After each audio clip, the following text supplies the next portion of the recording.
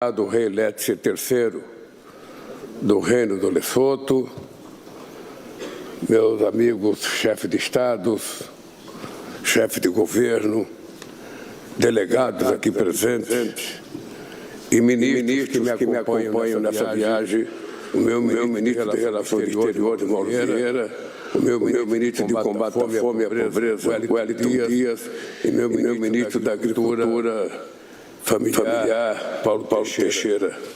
Amigos e amigas, celebramos neste fórum os 80 anos da FAO.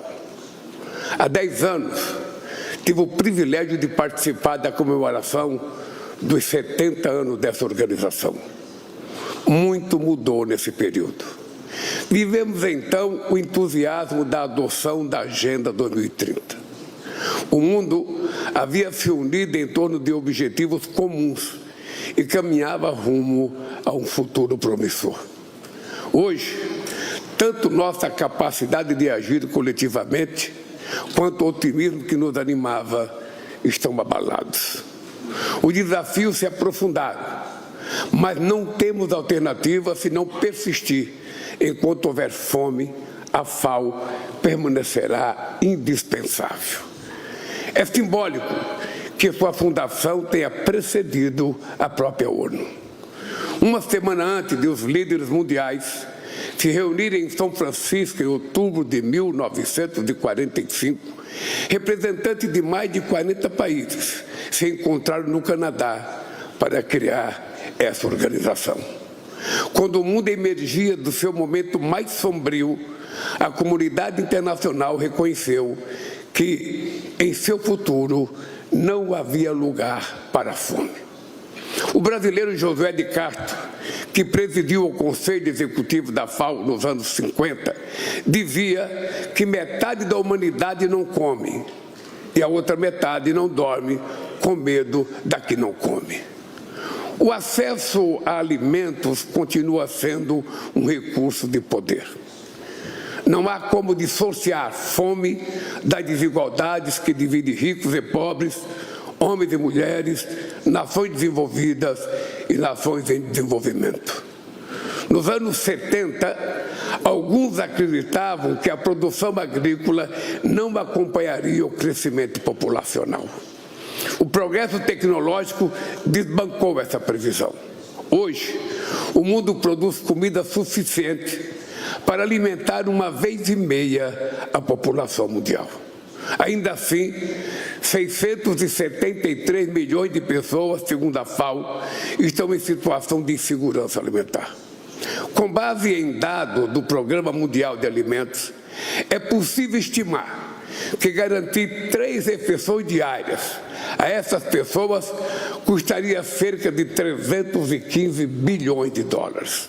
Isso representa 12% dos 2 trilhões e 700 bilhões de dólares consumidos anualmente com gastos em armas. Estabelecendo um imposto global de 2% sobre os ativos de super ricos, obteríamos esse montante. A fome é irmã da guerra, seja ela travada com armas e bombas ou com tarifas e subsídios. Conflitos armados, além do sofrimento humano e da destruição da infraestrutura, desorganizam cadeia de insumos e alimentos. Barreiras e políticas protecionistas de países ricos desestruturam a produção agrícola no mundo em desenvolvimento. Da tragédia em Gaza à paralisia da Organização Mundial do Comércio, a fome tornou-se sintonia do abandono das regras e das instituições multilaterais. Roma é sede de 3 agências que salvam vidas. O trabalho da FAO, do Programa Mundial de Alimentos e do Fundo Internacional para o Desenvolvimento da Agricultura não deixa dúvidas de que o mundo seria um lugar pior sem o multilateralismo. Graças à FAO, um número crescente de países reconheceu o direito à alimentação em sua legislação. A peste bovina e a doença da cegueira nos rios foram erradicadas e a comida que consumimos segue parâmetros definidos em um código universal que garante sua segurança e sua qualidade. A FAO é exemplo de um multilateralismo que escuta os países em desenvolvimento, valoriza o conhecimento local e constrói soluções adaptadas a cada realidade. O Brasil tem orgulho de fazer parte da história desta organização. Seu apoio foi fundamental para fortalecer políticas brasileiras que se transformaram em referências globais. Aliando o programa de transferência de renda, alimentação escolar e fortalecimento da agricultura familiar, conseguimos tirar o Brasil do mapa da fome em 2014. O retrocesso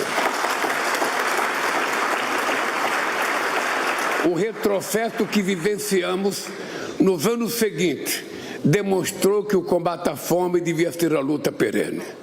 Não se trata de assistencialismo. É preciso colocar os pobres no orçamento e transformar esse objetivo em política de Estado, para evitar que avanços fiquem à mercê de crises ou marés políticas. Mesmo líderes de países com orçamento pequenos podem e precisam fazer essa escolha. Desde 2023, temos trabalhado incansavelmente para reconstruir políticas sociais. As sementes que plantamos frutificaram. Neste ano, a FAO anunciou que outra vez o Brasil saiu do mapa da fome. 30 milhões de pessoas começaram a almoçar, jantar e tomar café. Em 2024, alcançamos a menor proporção de domicílios em situação de insegurança alimentar grave da nossa história. Registramos ainda a menor proporção de domicílios com crianças menores de 5 anos em situação de insegurança alimentar grave desde 2004. Estamos interrompendo o ciclo de exclusão. Um país soberano é um país capaz de alimentar o seu povo. A fome é inimiga da democracia e do pleno exercício da cidadania. É possível superá-la por meio de ação governamental. Mas governos só podem agir se dispuserem de meios.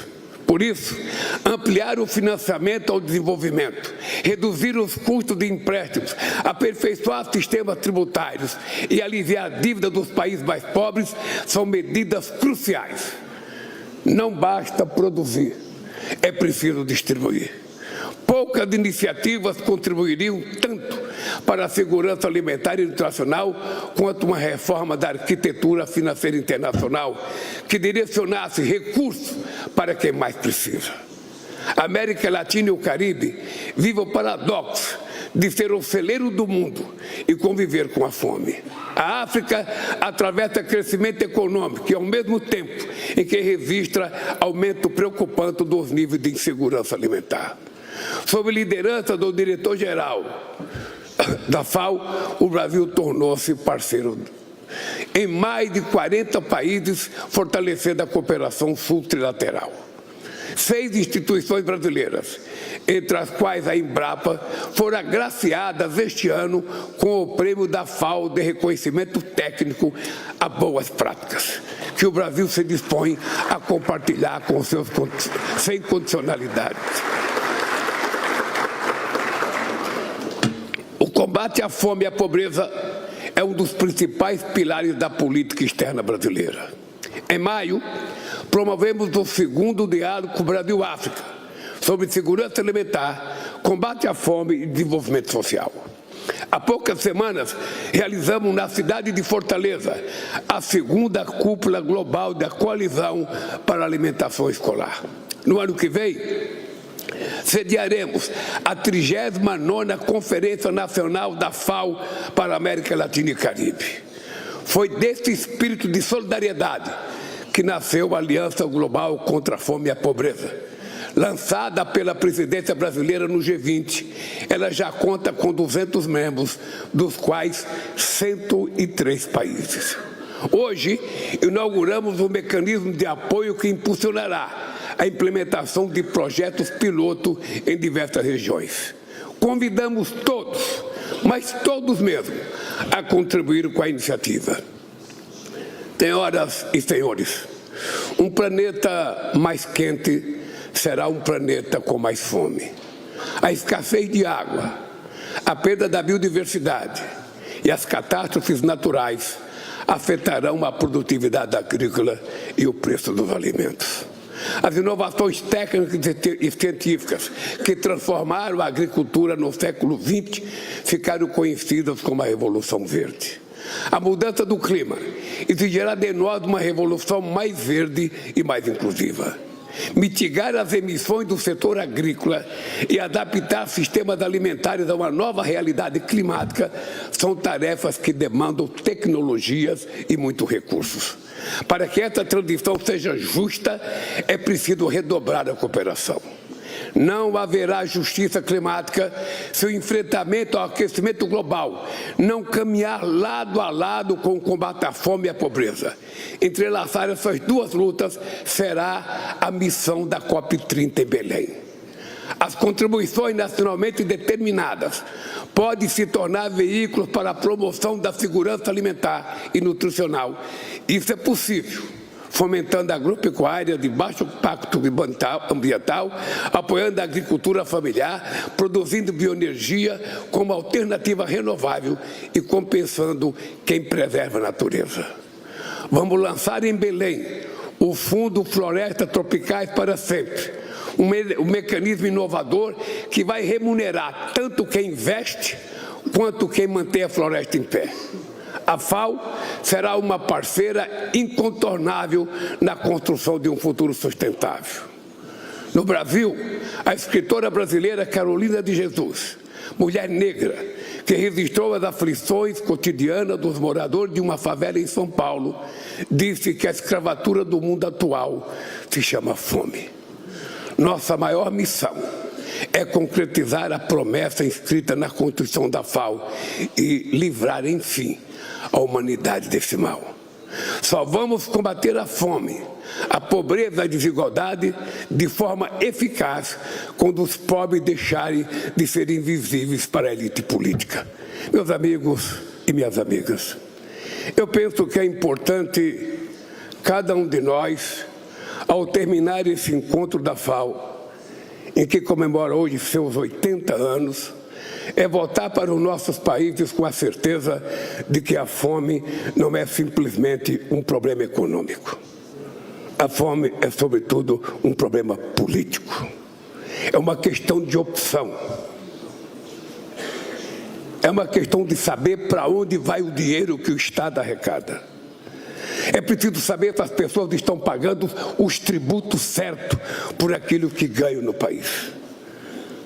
No Brasil, nós acabamos de aprovar uma lei que nenhum trabalhador que ganha até R$5.000, o equivalente a $1.000, pagará mais imposto de renda no Brasil.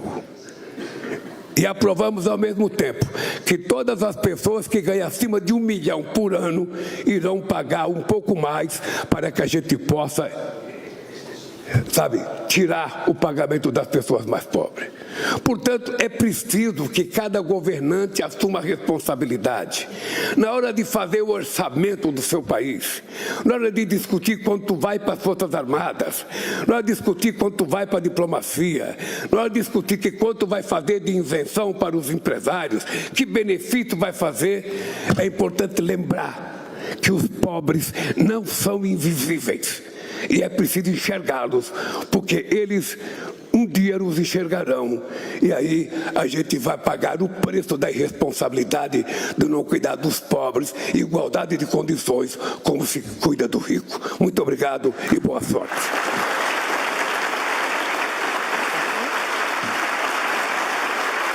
Ok.